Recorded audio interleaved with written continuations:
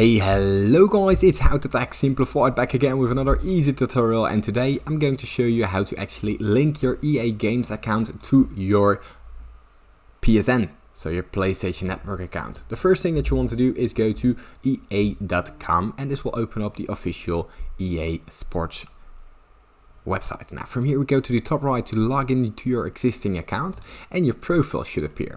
Now from here you can actually go down to the account settings, and inside the account settings there's a load of information.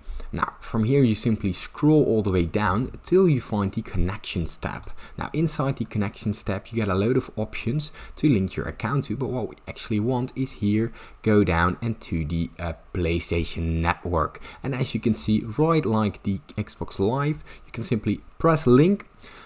It will take you to the official PlayStation Network service, and from there you can log into your PlayStation Network account, and your both profiles should be linked, and that should be it. Now if you still get any other questions regarding this tutorial, or if this tutorial has helped you, leave it in the comments down below. I'll try my very best to help you, and if this tutorial has helped you, please leave a like and subscribe, and thanks for watching.